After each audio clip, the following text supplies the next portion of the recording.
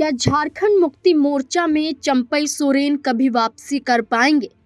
क्या चंपई सोरेन बीजेपी से दूर होने के लिए कभी मजबूर हो सकते हैं? दरअसल झारखंड की राजनीति में इन दिनों एक विधानसभा सीट खासा चर्चाओं में है। विधानसभा सीट की जो चर्चा हो रही है वो घाटशिला विधानसभा है। दरअसल रमेश सोरेन विधायक थे, उनका निधन हो जाता है।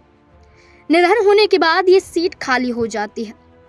इस सीट के खाली होने के बाद जहां विपक्ष बीजेपी को चारों खाने चित करने के लिए तैयार हो गया है, तो वहीं भारतीय जनता पार्टी से किसी एक चेहरे पर चर्चा तक नहीं की जा रही है। जहां चंपई सोरेन बार बार अपने बेटे बाबूलाल सोरेन को आगे कर रहे हैं, घाटशिला पहुंचकर जीत का दावा कर रहे हैं। दावा करते हैं कि एक बार तो उनके बेटे बाबूलाल सोरेन को मैदान में उतारना चाहिए, एक बार फिर से मौका देना चाहिए।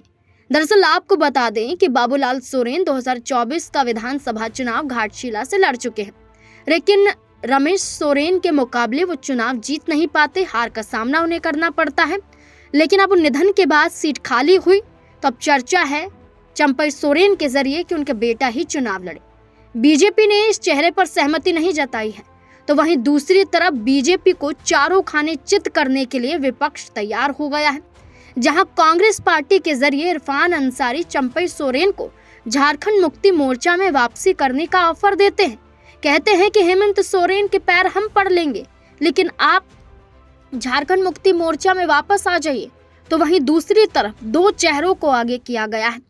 एक चेहरा झारखंड मुक्ति मोर्चा से रमेश सोरेन के बेटे सोमेश सोरेन का है, तो दूसरा चेहरा कांग्रेस पार्टी से है, जो इस सीट से 3 बार के विधायक रह चुके हैं, डॉक्टर प्रदीप बलमूचु। वो अपनी दावेदारी भी पेश कर रहे हैं।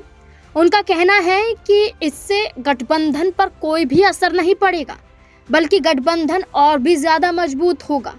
अब ऐसे में बलमूचु ये दावा कर रहे हैं कि उन्हें चुनाव में उतारना चाहिए, सोमेश सोरेन चुनावी मैदान में, लेकिन बीजेपी की तरफ से कोई चेहरा तय नहीं। अब देखना होगा कि आखिरकार झारखंड में क्या घटने वाला है।